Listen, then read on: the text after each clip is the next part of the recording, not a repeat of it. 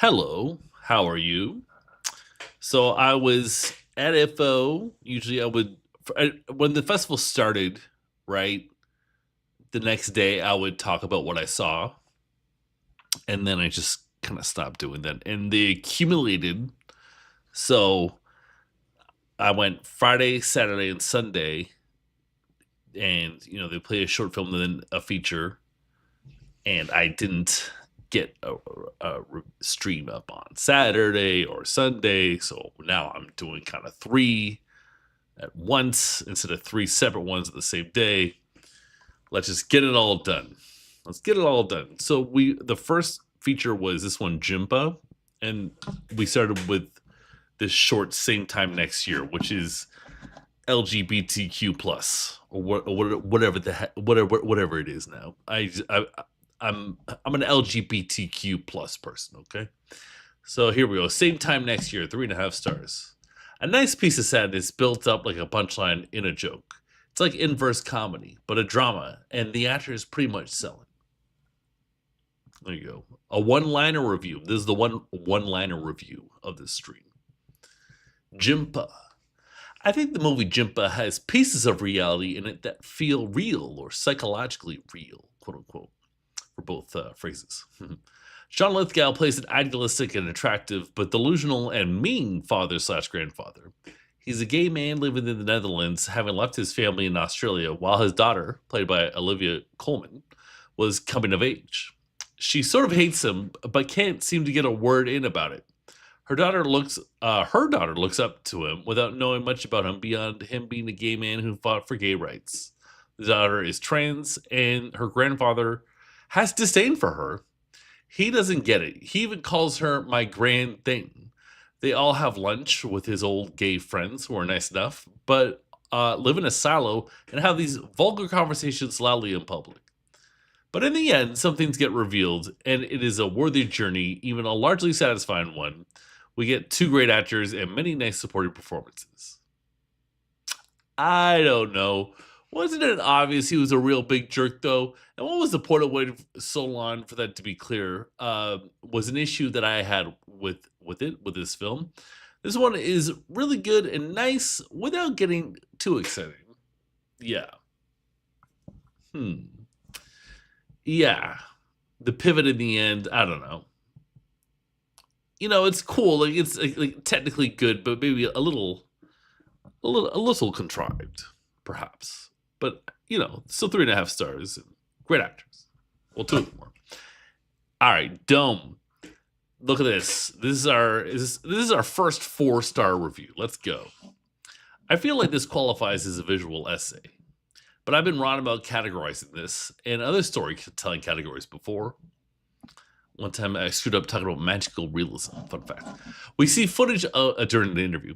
We see footage of the Calgary Flames playing hockey and then learn that the old arena where the footage came from was demolished. A newcomer talks about it, about what it meant to him, though it takes on a different meaning. It's like the destruction of his past, but it's also relatively new to him since he immigrated here. They say life is short, but maybe it truly isn't.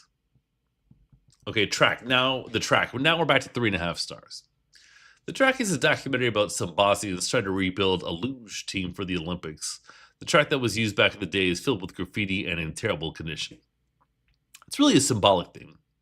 If this group of people get themselves back in the Olympics, what else can't they do rhetorically?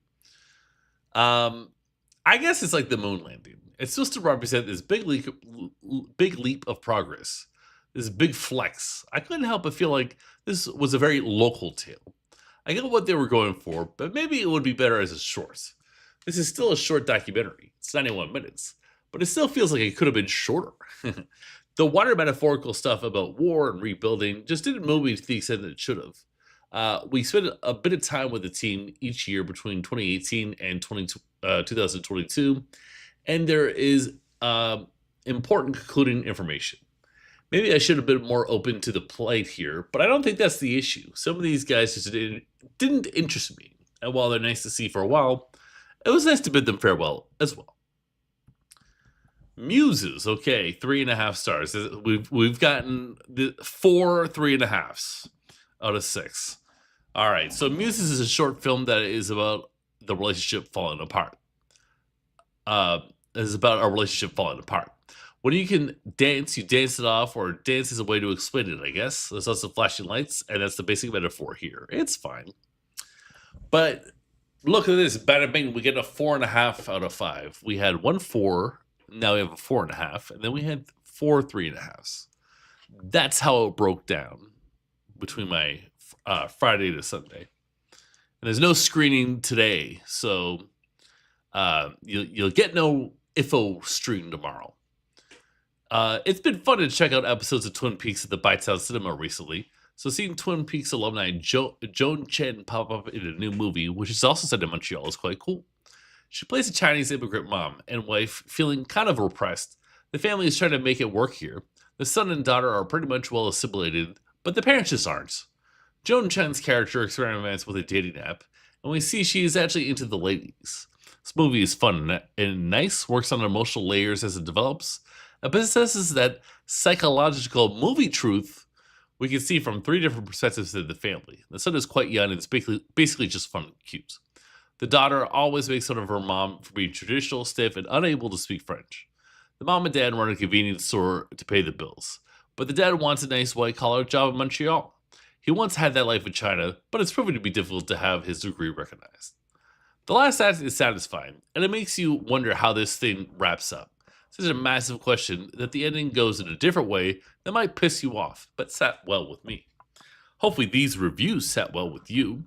That's it for me, the movie mystic, today about IFFO at least. I might do another stream actually. And, heck, I want you to enjoy life.